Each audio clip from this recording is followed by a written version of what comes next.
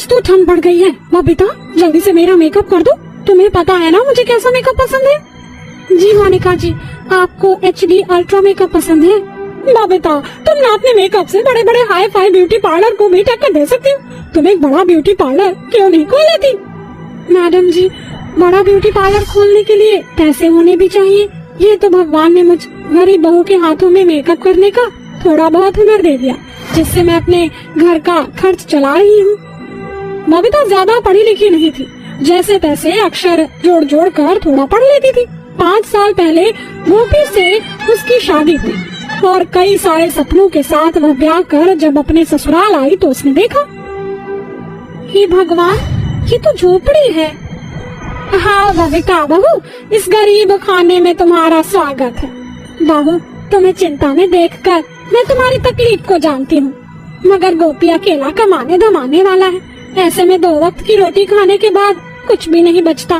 बस ले दे कर ये झोपड़ी है जहाँ दिन काट रहे हैं। माँ जी, आज से यही मेरा घर, मेरा संसार है, मुझे तो यही रहना है। बबीता ने खुद को अपनी झोपड़ी के ससुराल में ढाल लिया। कुछ महीनों बाद बबीता को बेटी हुई। समय बीतता गया, मगर धीरे धीरे अब गोपी के लिए 2 वक्त की रोटी कमाना भी मुश्किल होने लगा था। ये देखकर बबीता ने कहा, माँ जी, मुझे ब्यूटी पार्लर का थोड़ा बहुत काम आता है। मैं सोच रही हूँ झोपड़ी के आधे में ब्यूटी पार्लर खोल लूं। अभी इनका जरा भी काम धाम नहीं चल रहा। ठीक है बहू, तू खोल ले ब्यूटी पार्लर। थोड़े से सामान के साथ घर के बीच पर्दा डालकर बबीता ने ब्यूटी पार्लर शुरू कर दिया। कभी बिजली गरजने के साथ जोरों की बारिश होने लगती है और देखते ही देखते बर्फ गिरने लगती है, जिससे ठंडी हवाएं गरीब बहू की झोपड़ी ब्यूटी पार्लर में घुस आती है। बबीता, कितनी ठंड पड़ रही है, प्लीज हीटर चला दो वरना मेरी तो कुल्फी जम जाएगी। बबीता हिचकते हुए कस्टमर की ओर देखकर कहती है, माफ कीजिएगा मोनिका जी, मेरे ब्यूटी पार्लर में हीटर नहीं है। क्या इतनी ठंड में तुम्हारे ब्यूटी पार्लर में हीटर भी नहीं है? मुझे तुम्हारी 2 कौड़ी की झोपड़ी ब्यूटी पार्लर में आना ही नहीं चाहिए था।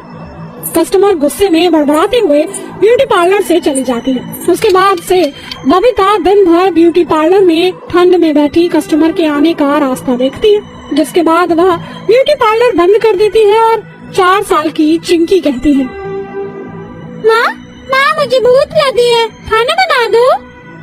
बस अभी बनाती हूँ मेरी गुड़िया। हे भगवान, राशन में तो बस ये थोड़े से चावल ही बचे हैं।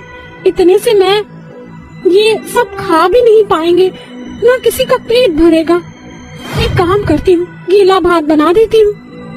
थोड़े से चावल को बनाकर गरीब बहू सास ससुर पति बेटी को खिला देती है। अगले दिन से कड़ाके की सर्दियाँ पड़ने लगती हैं। वह सारा दिन अपना ब्यूटी पार्लर खोल कर बैठती है, मगर एक भी कस्टमर नहीं आता। अब कई दिन बीत जाते हैं, जिस कारण बबीता चिंता में रहने लगती है। हे भगवान, आज इतने दिनों से कोई भी मेरे ब्यूटी पार्लर में नहीं आया। पिछले साल तक तो शादियों के सीजन में मुझ गरीब बहू के ब्यूटी पार्लर में भीड़ लगी रहती थी। थोड़ी देर और देख लेती हूँ, वरना फिर ब्यूटी पार्लर बंद कर दूंगी। काफी देर इंतजार करने के बाद भी कोई नहीं आता। वो भी खाली हाथ घर लौटता है।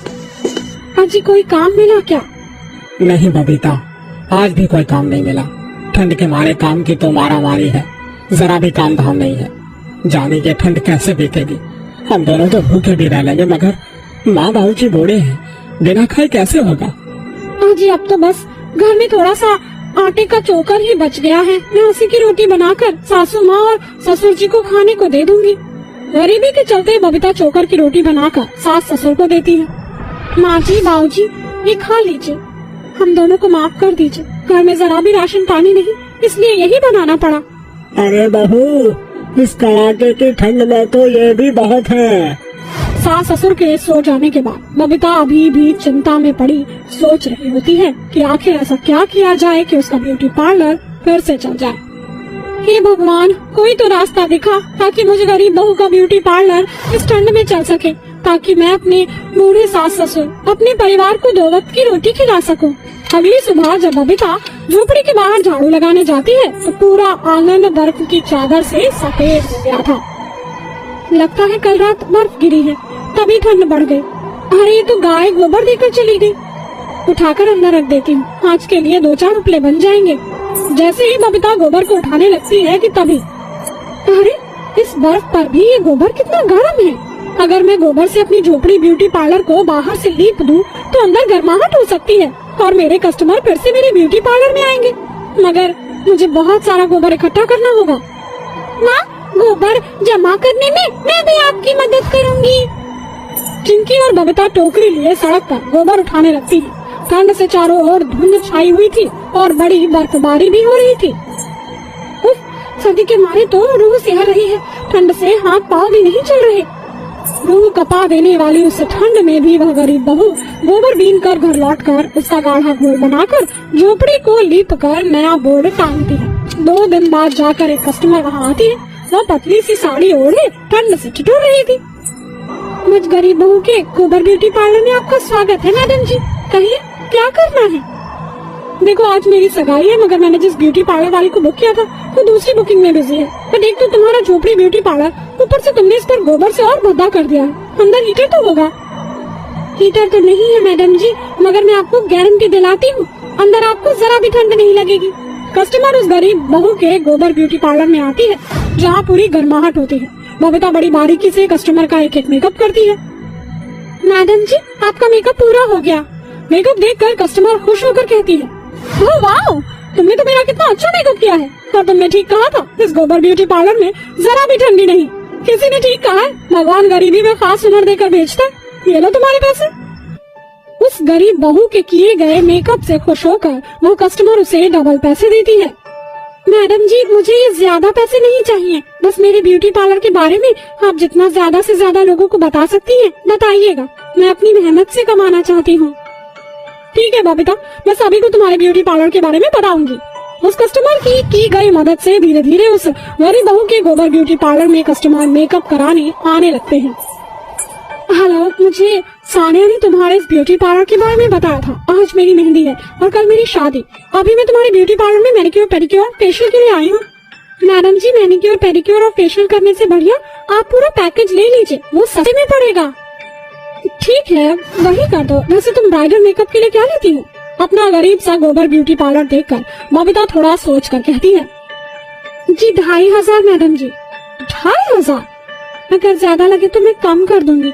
मैं जानती हूँ मेरा ब्यूटी पार्लर बाकियों जैसा हाई फाई नहीं, गोबर और झोपड़ी का है।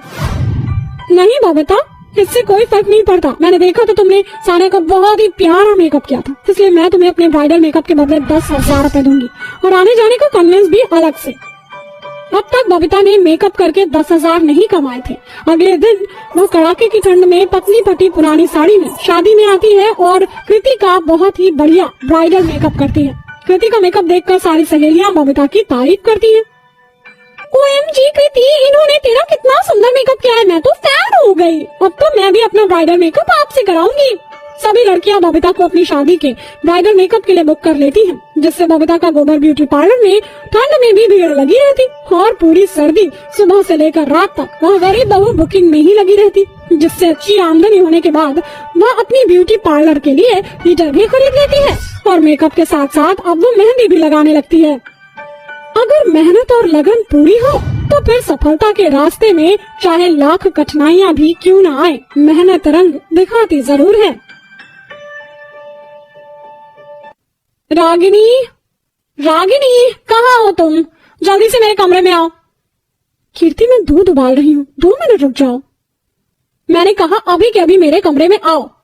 आती हो कि नहीं? कीर्ति के चिल्लाने पर बेचारी रागिनी गैस बंद करके कमरे में आती है। क्या हुआ कीर्ति? क्यों ये काली कलूटी बैंगन लूटी? मुझे ये तो पता था कि तुम्हारे गोरे रंग और सुंदरता से जलती है।